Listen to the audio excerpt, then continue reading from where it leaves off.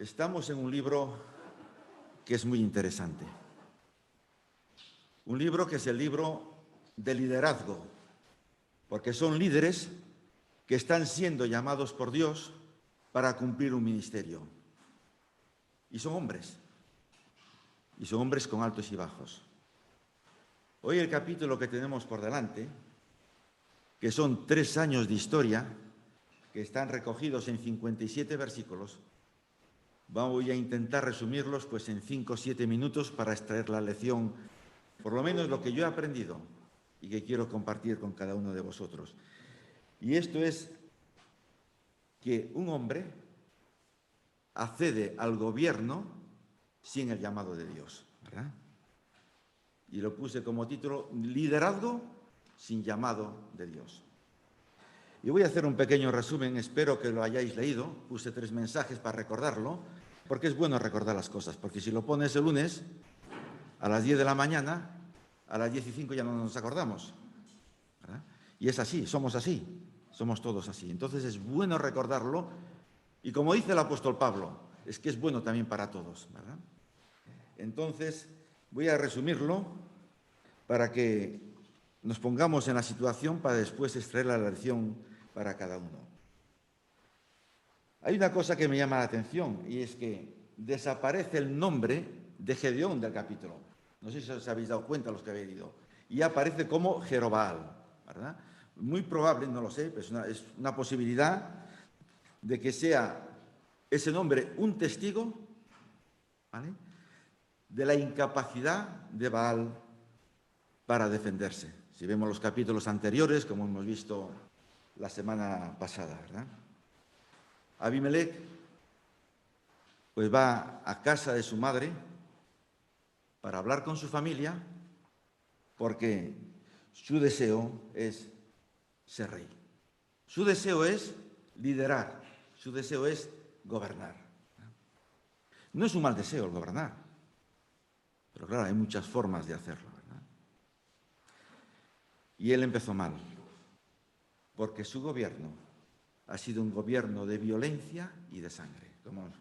Lo primero que hace es coger a todos sus hermanastros, menos a uno, y es cortarles la cabeza públicamente.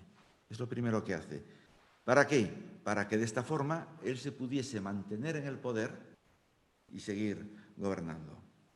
Lo cierto es que era una persona tan violenta, que eso empezó a dejar secuelas entre todos aquellos que le estaban siguiendo, y hubo momentos en que lo querían sacar del medio.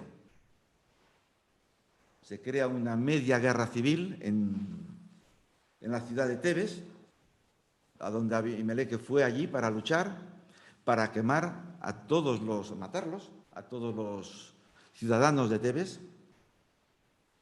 Se esconden en la torre, ¿verdad? ¿Y qué sucede? Que una mujer desde la torre lanza una piedra que cae en la cabeza de este hombre. Y cuando estaba a punto de morir del golpe que le había dado en la cabeza, le dice a su escudero: mátame tú, porque es vergonzoso para mí que la historia diga que una mujer me ha matado. Y la historia lo sigue diciendo hoy, ¿verdad? Después de tantísimos años que una mujer lo ha matado, ¿verdad? Y también hay, en este mundo que él vivió, ¿verdad?, de un régimen ilegítimo a la fuerza, ¿vale?, de sangre, de violencia, en contraste con el que había marcado su padre, hay una parábola que el hijo menor lanza en medio de este principio de gobierno, ¿verdad? Y esta parábola, pues, sencilla, donde los árboles buscan rey. Entonces van al olivo y el olivo dice que no. Van a la higuera y la higuera le vuelve a decir que no. Van a la vid y la vid le dice que no. Árboles productivos, árboles que estaban siendo para el bien del pueblo, le dicen al resto de los árboles que ellos no querían ser rey. Entonces, este hombre, pues, va a las zarzas ¿vale?, que solo sirven para ser quemadas. Y las zarzas les ponen unas condiciones, y es como una profecía de Jotán lanzada desde el monte Gerizim, ¿vale?, de lo que iba a suceder con el reinado de Abimelech. Y así, a grosso modo, pues, extraer a la memoria los 57 versículos que están aquí. Y hay algo que se da no solamente en este capítulo, sino que está también en todo el libro. Y son de las tres cosas que quiero traer delante de nosotros hoy. Primero, que el abandonar al Señor tiene como resultado sucumbir al pecado. Es lo primero que encontramos. El abandono de Dios tiene como resultado el que caigamos y volvamos al pecado. Lo segundo que aprendemos, ¿verdad?, o por lo menos lo que el Señor me estuvo enseñando a través de este estudio, es que el arrepentimiento conduce a la liberación, a la restauración y trae paz a la vida de las personas. Y lo tercero que aprendemos es que el liderazgo es imprescindible para la dirección del pueblo de Dios. Son las tres cosas que quiero compartir, que fue lo que el Señor me enseñó con vosotros en esta mañana hoy. Que el abandono sí o sí lleva al pecado, sí o sí. Y lo veremos. Que el arrepentimiento sí o sí trae perdón, trae paz, trae gozo a la vida de las personas, y que el liderazgo sí o sí es necesario y es imprescindible en la dirección del pueblo de Dios. Y voy a retomarme un poquito atrás, a Josué. Y Josué, en el capítulo 24, versículo 31, dice esto, que cuando murió Josué, y también mueren los ancianos, los que eran líderes del pueblo, ¿verdad?, dice que el espíritu de Israel también murió. Si leéis el texto, 24:31. La generación de Josué, mientras estuvieron estas personas, se mantuvo fiel al Señor. Pero cuando estas personas desaparecen de la historia, ¿verdad?, la apostasía no tardó en llegar. Había un corito que hemos cantado antes que dice de generación en generación, ¿verdad?, pero de generación en generación, por lo que vemos en la historia, por sí sola no funciona. Necesitamos personas que guíen al pueblo a través de las generaciones para que el pueblo se mantenga fiel a Dios. También hay otra cosa importante que me gusta traer aquí en esta mañana, y es el discurso de despedida de Josué, que es una promesa, y como la palabra de Dios en sí, es para todos los tiempos y todas las edades. Muchas veces tendemos, como hay ahí un Antiguo Testamento, un Antiguo Pacto y un Nuevo Testamento y un Nuevo Pacto, hacer una dicotomía, una separación, y como el Antiguo Pacto nada tiene que ver dentro del Nuevo, y funcionamos en líneas totalmente divergentes. Y dice, si traspasáis el pacto, en Josué 23:16 dice, si traspasáis el pacto de Jehová, vuestro Dios, que Él os mandó, podríamos decir, si traspasamos el pacto que hemos hecho cuando nos hemos convertido, aceptado a Cristo como Salvador, ¿verdad?, que Él nos mandó, entonces la ira de Jehová se encenderá contra nosotros y pereceremos prontamente de esta buena tierra que Él nos ha dado. Y hay otra cosa más que hace Josué, y es que reta al pueblo. Muchas veces cuando nos reta no nos gusta, porque nos pone en un aprieto. Queremos ser libres, queremos hacer lo que nos dé la gana. Entonces, cuando uno reta, nos hace entrar en un embudo, y eso que te metan así parece que no gusta. Pero muchas veces necesitamos ser retados. Y la palabra de Dios, en sí misma, desde Génesis a Apocalipsis, cada vez que la abrimos, por lo menos a mí, me está retando, ¿verdad? Y dice Josué, en los capítulos, perdón, en el capítulo 24, del versículo 14 al versículo 16.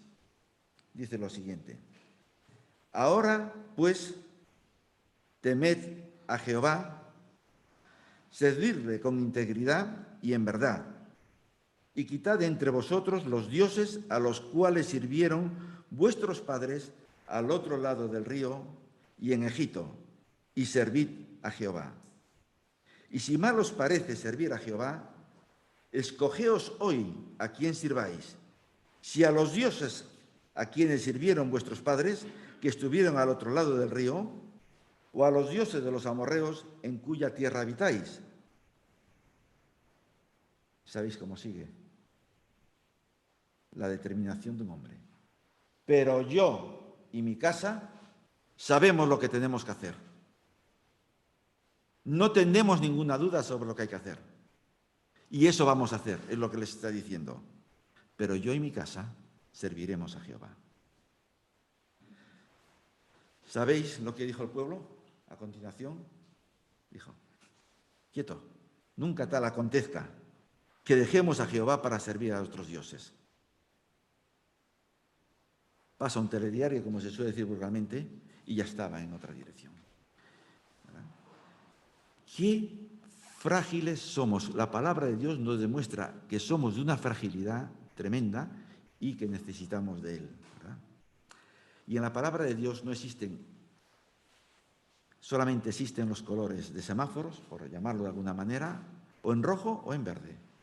No hay colores intermedios que nos permitan caminos por los cuales meternos y quedar un poco en el cuarto de la salud en nuestra relación con Dios, ¿verdad? Habla de la puerta estrecha y habla de la puerta angosta. Habla del camino que va a la casa del Padre y habla del camino que va a la casa de Satanás. No hay caminos intermedios, ¿verdad? Y lo que yo aprendí con esto, y además lo vemos a través del libro de los jueces,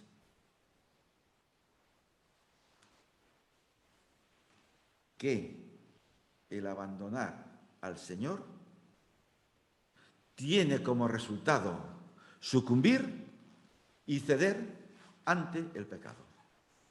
Y esto es innegable, porque está aquí escrito.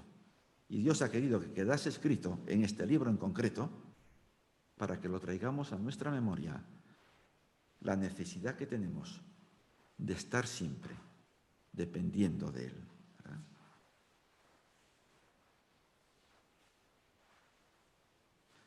No nos engañemos.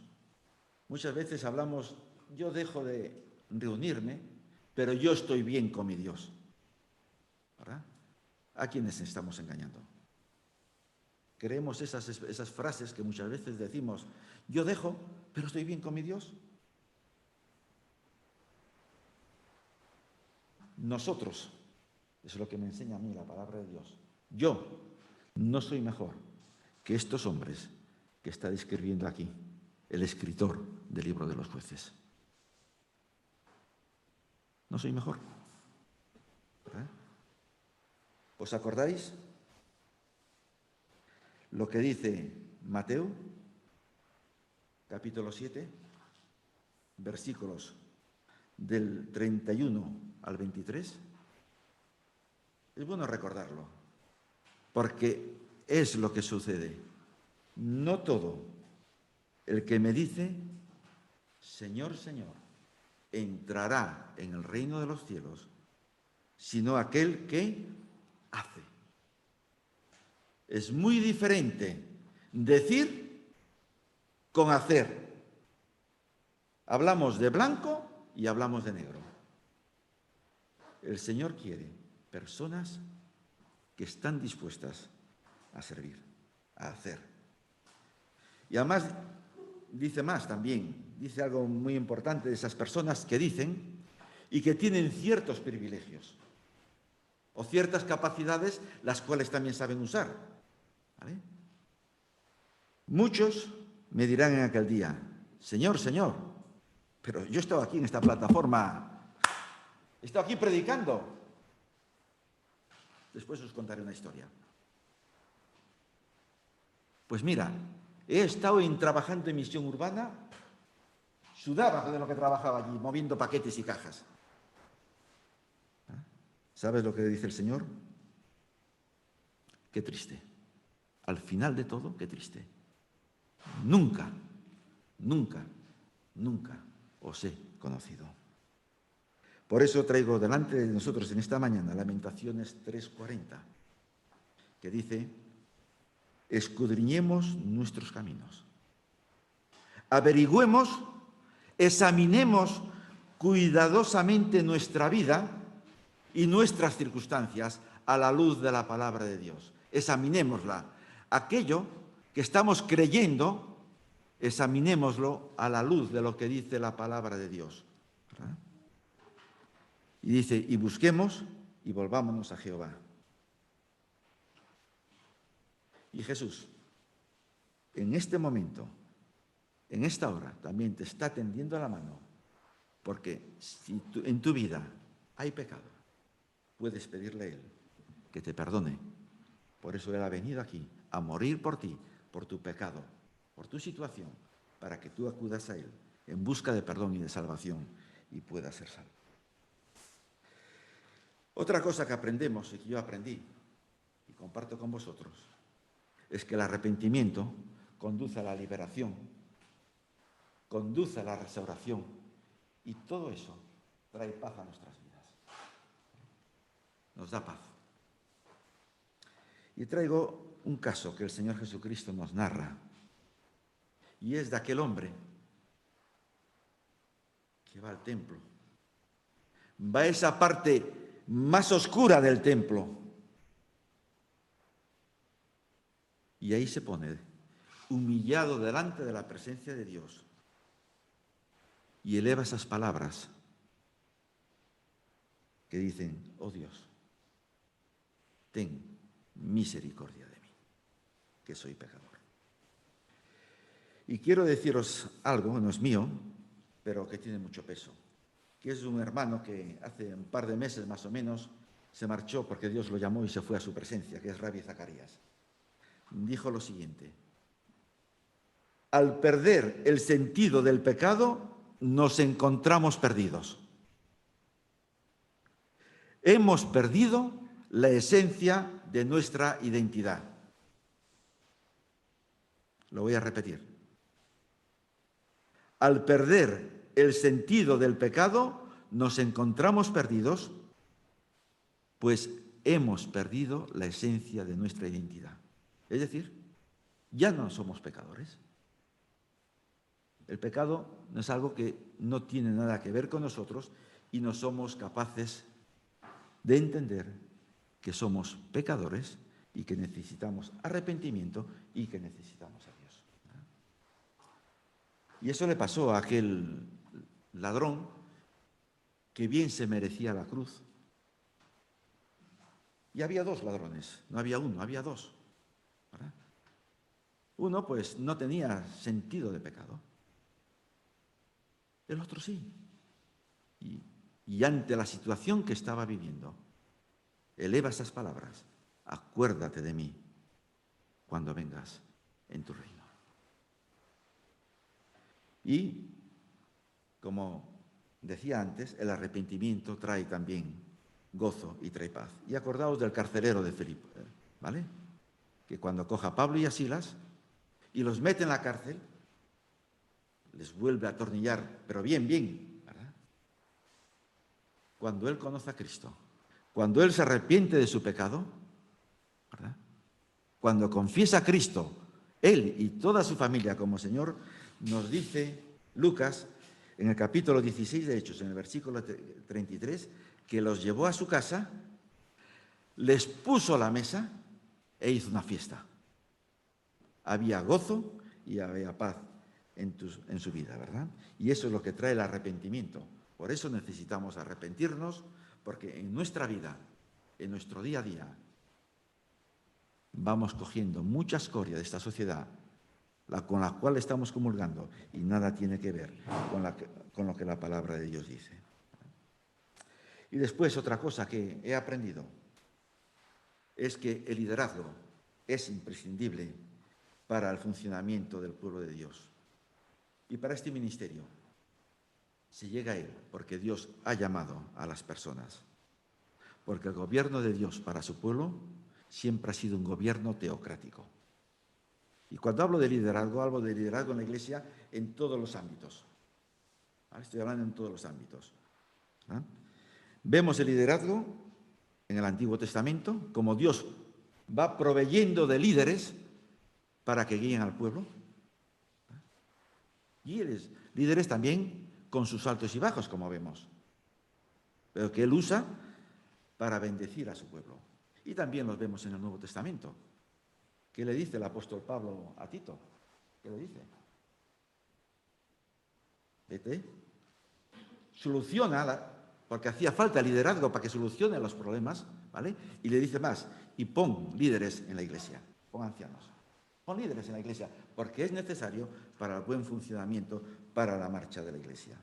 Ahora, lo cierto es que el liderazgo es llamado por Dios.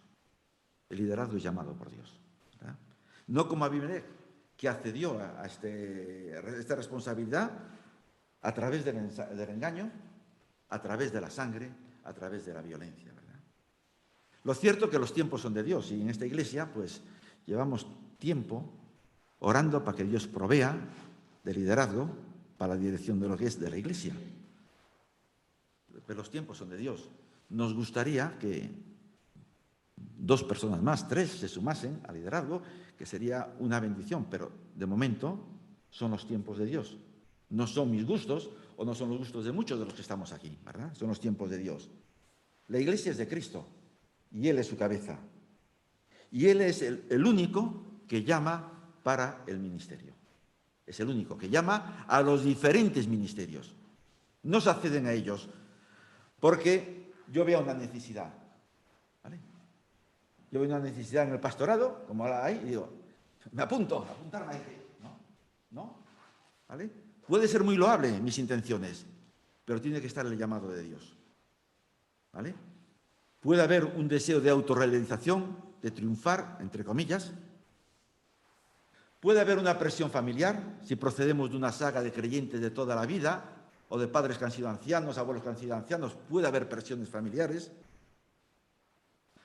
Puede haber personas que en la iglesia te están diciendo, hombre, ¿y tú por qué no te metes en todo este fregado? ¿Vale? Por amistad, por carisma, porque me desenvuelvo muy bien, manejo bien a las personas me quieren, ¿verdad? Etcétera. En ninguna de estas situaciones se puede acceder al ministerio, ¿vale? Porque una cosa sí, que todos los que se acceden al ministerio a través de estos postulados, ¿vale? Su ministerio va a ser un fracaso, tarde o temprano. Y lo he vivido estando en Fe y Ministerio. De iglesias donde se ha accedido al ministerio y esas personas que han accedido han creado conflictos y divisiones. Si hay el llamado de Dios, esto no estaría, ¿verdad? Dice Pedro, pastoread el rebaño de Dios entre vosotros, velando por él, no por obligación, sino voluntariamente, como quiere Dios, etcétera, etcétera, etcétera. ¿Cómo quiere Dios? ¿Y Dios cómo quiere? A personas que Él ha llamado, serán personas que estarán dispuestas a ejercer ese liderazgo a la iglesia y será de bendición para toda la iglesia, ¿verdad? También es cierto que Dios solamente llama a aquellas personas que están dispuestas. Dios solo llama a los que están dispuestos para servir. Samuel. ¿Cómo era el corazón de Samuel? Dios, háblame, porque yo escucho. ¿Cómo era el corazón de Isaías? Envíame a mí, envíame a mí. ¿Cómo era el corazón de Josué? Yo y mi casa serviremos a Jehová. cómo era el corazón de Pablo cuando Dios lo llamó, cuando iba en esa persecución a Damasco. Señor, ¿qué quieres que yo haga? ¿Cómo era el corazón de Bernabé en ese momento crítico, en ese momento difícil? Padre, en tus manos encomiendo mi espíritu. Hombres, mujeres, dispuestos a aceptar el llamado de Dios y servirlas a través de él. Porque previamente, en su conducta y en su forma de vida, ya están en ese camino y dispuestos. No están ahí en stand-by a ver qué sucede. Están ya sirviendo en esa dirección, ¿verdad? Jonás fue llamado por Dios, ¿verdad? Necesitó 3 días para enterarse del llamamiento. 3 días tuvo para cumplir la misión de Dios. Y fue de bendición para Nínive, ¿verdad? Moisés, para cumplir con el propósito de Dios, necesitó 40 años. Tuvo sus altos y bajos, cierto, pero cumplió el propósito de Dios. Mientras estuvo Moisés y Josué al frente del pueblo de Israel, el pueblo de Israel fue hacia adelante. Cuando ellos desaparecieron, es donde estamos hoy, en el libro de los jueces. ¡Pum! ¡Pum! Jeremías, ¿sabes? Cuando fue llamado por Dios, simplemente lo único que necesitaba Jeremías era el estímulo de Dios. Ese coger por hombro. Jeremías, no temas, yo estoy, de que te voy a dar mis palabras. Y Jeremías enfiló, ¿verdad? Y esto es cuando Dios llama. Son personas dispuestas a servir, que ya antes del llamamiento ya están en esa dirección. Entonces Dios llama y después la Iglesia también ratifica, porque ve que esa persona que ha sido comisionada por Dios ya estaba desde antes dando servicio pleno e integridad a Dios. Y hay 3 cosas que quiero resaltar en el llamamiento. Y una es la santidad. Porque el liderazgo es una responsabilidad que no sé calificarla, pero es altísima, de dar cuentas a Dios por esta responsabilidad que Él ha puesto en nuestras manos. Y la santidad es importante. Muchas veces vemos la santidad como una utopía. Sí, claro, somos todos santos. Claro que somos todos santos. A través de la sangre de Cristo que nos cubre, ¿vale? Y accedemos a la presencia de Dios en santidad. Pero vamos a bajarlo a la tierra. Vamos a bajarlo y ponerlo en nuestros zapatos. ¿Qué es la santidad? Son esas cualidades, esas virtudes y esa conducta que dan gloria a Dios. Eso es la santidad en el día a día. Eso es la luz que decía Elizabeth, o alguien lo dijo, en el día a día. Y esa es una luz que no se apaga. Porque es la santidad de Dios obrando en nosotros a través de mi conducta. De mi conducta. Y si algún día me salgo de raya, porque tengo una pelea con la profesora del colegio o en cualquier otro lado, pues que sepa también pedir perdón, porque eso forma parte, para que venga el arrepentimiento y venga la paz a mi vida y siga la luz brillando, ¿verdad? Hay otra cosa muy importante y es el esforzarnos. ¿Qué es esforzarse? Son personas que tienen el valor para acometer situaciones difíciles y arriesgadas. Y eso es lo que se pide del liderazgo. Personas dispuestas a dejarse la piel en la calle. Y lo dice el apóstol Pablo, si no, que prosigo. Él prosigue hacia adelante, ¿verdad? Y ser personas valientes, personas que actúan con valor, con determinación, con firmeza, que son resolutivas. Pablo le dice a Timoteo, sufre penalidades tú, como buen soldado, como líder, ¿verdad?, de la iglesia en Éfeso. Y termino aquí y voy a contar en 10 minutos 3 historias que comenté antes, para cada uno de nosotros. Una es de hace unos cuantos cientos de años y otras son recientes, y las otras son recientes. Una tiene que ver En la ciudad de Babilonia se dio esta situación y otras se dieron en Canadá. Y es la vida de Daniel. Una persona que con 16 años,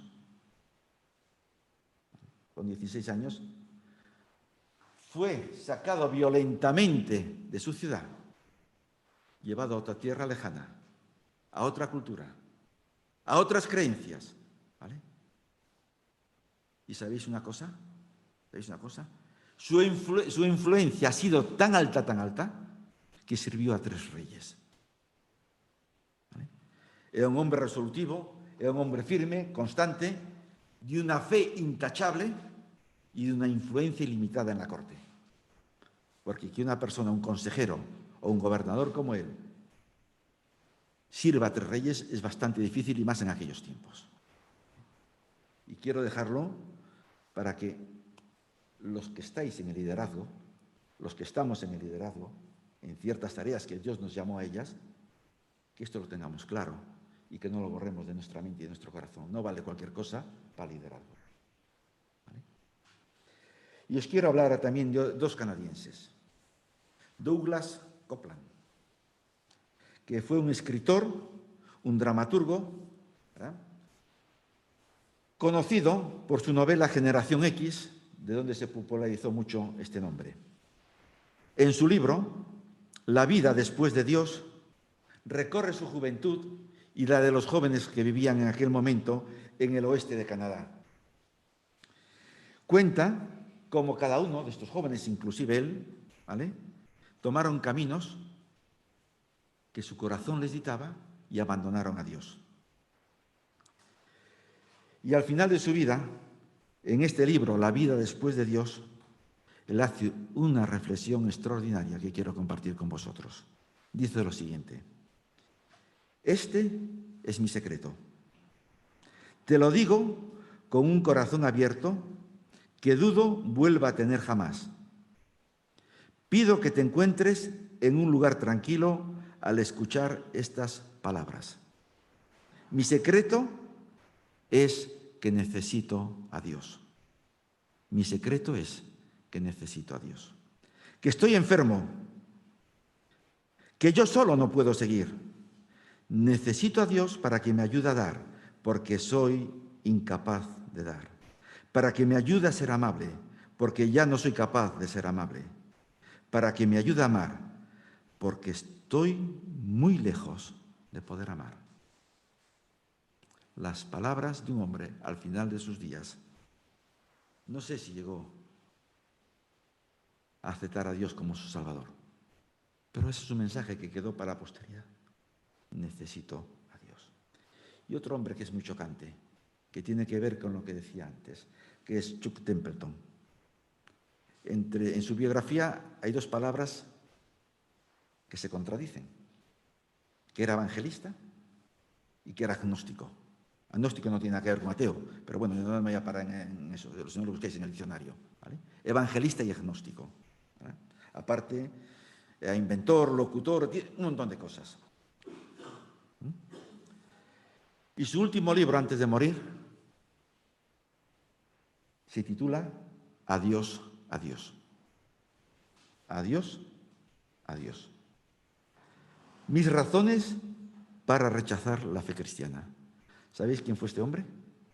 Fue un evangelista que predicó en América, predicó en Europa, llenó estadios, trabajando conjuntamente con Billy Graham. El abandono de Dios, ¿os acordáis? ¿A dónde lleva? Al pecado. Al pecado y con mayúsculas.